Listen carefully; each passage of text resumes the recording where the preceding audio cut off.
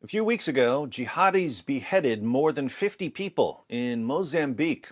I couldn't discuss the attack when it happened because the YouTube Trust and Safety team had banned me from posting.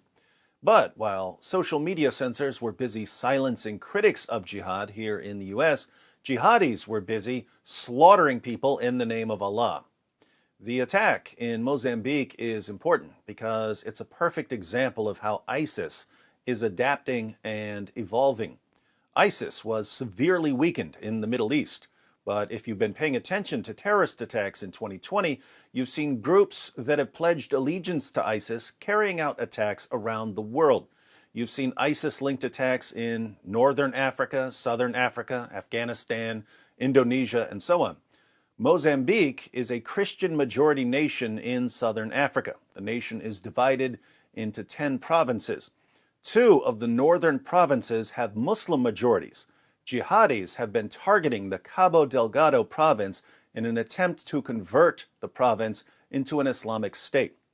With that background in mind, let's read about the most recent attack. The BBC reports. More than 50 people have been beheaded in northern Mozambique by militant Islamists, state media report. The militants turned a football pitch in a village into an execution ground where they decapitated and chopped bodies, other reports said. Several people were also beheaded in another village, state media reported. The beheadings are the latest in a series of gruesome attacks that the militants have carried out in gas-rich Cabo Delgado province since 2017.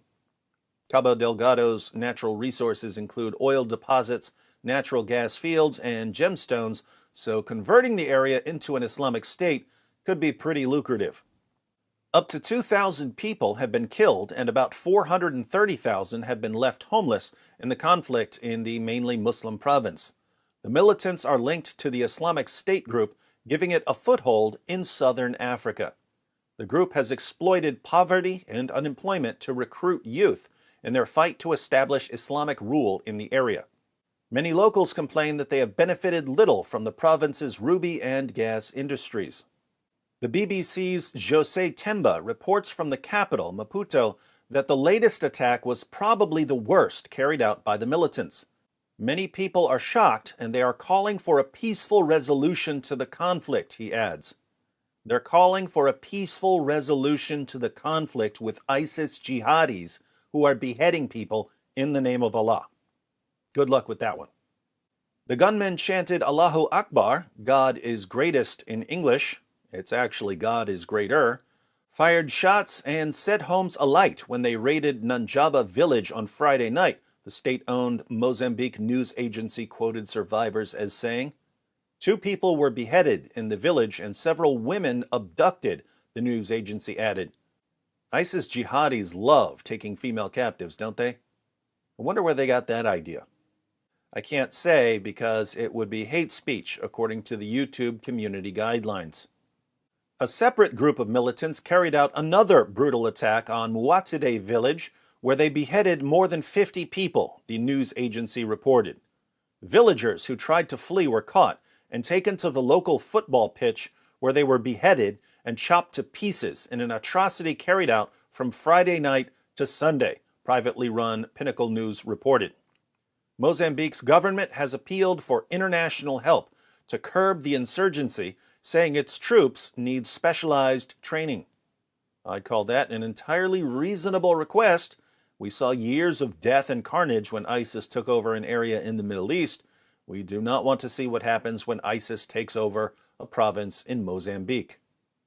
In April, more than 50 people were beheaded or shot dead in an attack on a village in Cabo Delgado, and earlier this month, 9 people were beheaded in the same province.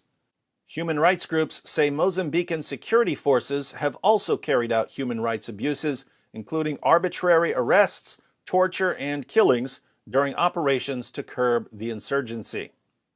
And that's one of the problems ISIS causes. It eventually produces a violent, sometimes brutal backlash against it, and there are always people caught in the middle. So, ISIS jihadis have been targeting a specific natural resource-rich province in Mozambique for the past 4 years. and they seem to be gaining momentum.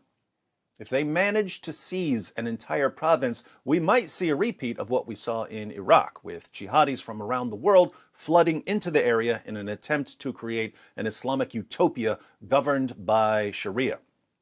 Jihadis might actually have a better chance of success in Mozambique because Americans, Europeans, and Russians won't be as quick to get involved in a place that's farther away from their financial concerns. You'd think the world would have learned its lesson after the first rise of ISIS, but I think the world has learned absolutely nothing. Stay strong, Mozambique. Whatever else happens, you do not want to give these ISIS jihadis 1 square inch of your country.